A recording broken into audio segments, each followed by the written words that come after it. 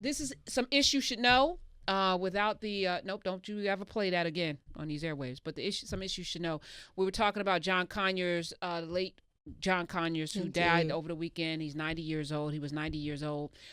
So I want to give you some history of the Congressional Black Caucus because he was one of the 13 founding members. And I'm going to tell you issues you should know. Shirley Chisholm, William Clay Sr. from Missouri, George Collins. Shirley Chisholm, for those who don't know, from the great city of New York, Brooklyn to be exact, one of my heroes, My hero for real. Yes. Why I'm in this business. George Collins from Illinois, John Conyers, of course, from Michigan, Ron Dellums from California, Charles Diggs Jr. from Michigan, Augustus Hawkins, Ralph Metcalfe, Perrin Mitchell. Ralph Metcalfe was from Illinois. Hawkins is from California. Perrin Mitchell, Maryland. Robert Nix Sr. from Pennsylvania. Charlie Rangel from New York. Louis Stokes, Ohio. And Walter Fauntleroy from D.C. These were the 13 founding members of the Congressional Black Caucus, which was established in 1971.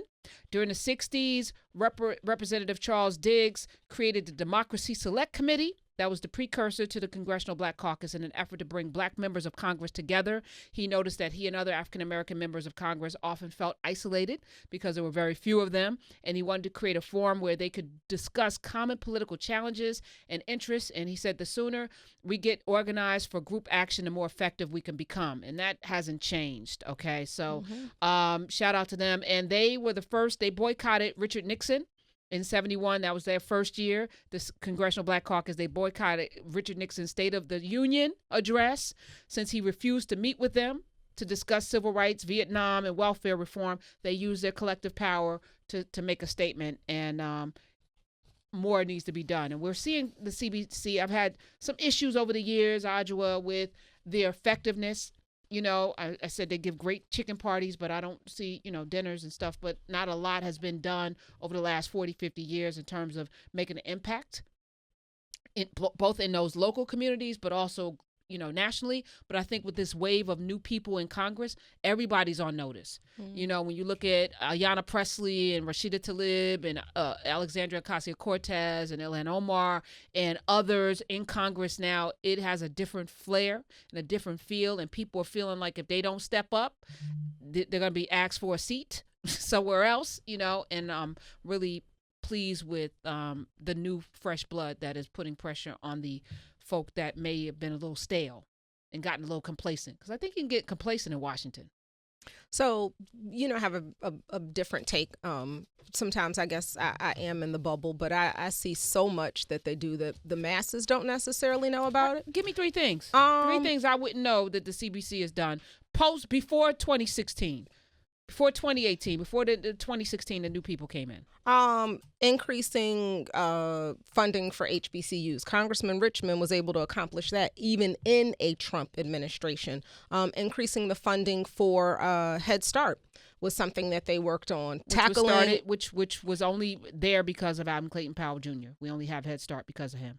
I'm not even disputing. I'm just talking about some of the things that I know that they actually champion. Issues around school-to-prison pipeline. That came about as a result of Congressman Richmond actually put forth a bill to tackle the school-to-prison pipeline and tackle the unfair practices that are going on in school suspensions. I think about things like maternal mortality, which they've been on the front end of. Karen Bass, now she's the chair, Congresswoman Karen Bass, now she's the chair of the CBC. She's from California? She is from California. She's brilliant. She's a dynamic leader, but she's got a great first name. She's got a great first name, but she's been, committed to ensuring that Africa is brought into the equation in a way that makes sense and is not, where Africans are taking advantage of. So I think about, members and the fact that we actually have to empower them. Sometimes I think we think that all we have to do is vote. And then once they get they get an elected office, then we don't necessarily go back and ensure that the accountability thing happens. So I think that it's a two-way street. I think we are responsible for engaging with our elected officials. If you go up to an elected official and your elected official and they say, nice to meet you, you haven't really done your job.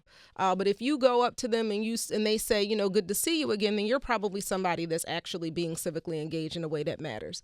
So what I hope to be able to bring to your already dynamic show is to kind of dispel some of the myths about how we engage with our government, be able to share some of the things that are actually happening that, folks might not pick up on in the media, but that are in fact happening.